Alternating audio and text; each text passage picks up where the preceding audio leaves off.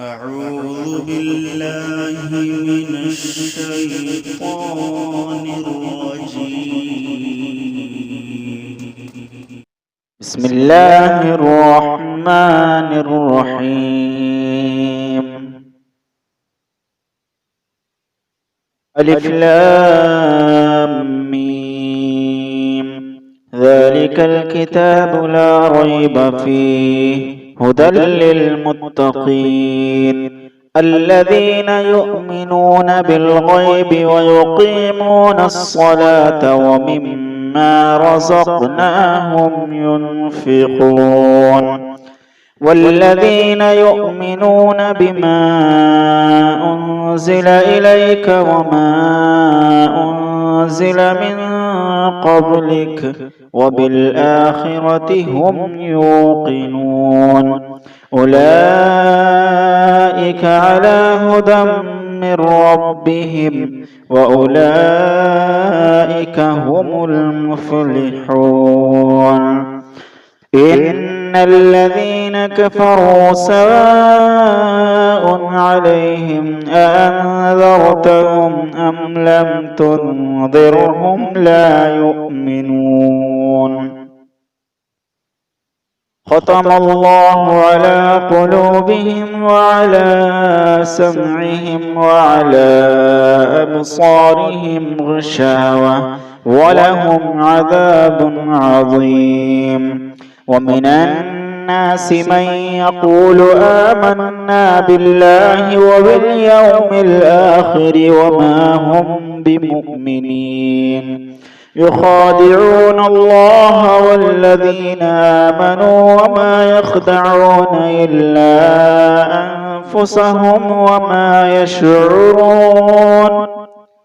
في قلوبهم مرض فزادهم الله مرضا ولهم عذاب أليم بما كانوا يكذبون.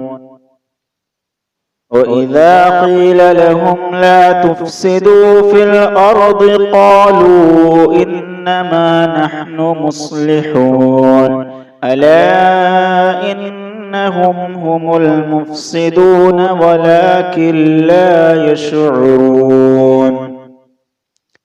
وإذا قيل لهم آمنوا كما آمن الناس قالوا أنؤمن كما آمن السفهاء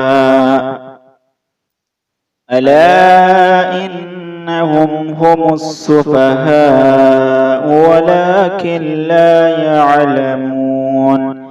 وإذا لقوا الذين آمنوا قالوا آمنا وإذا خلوا إلى شياطينهم قالوا إنا معكم إنما نحن مستهزئون.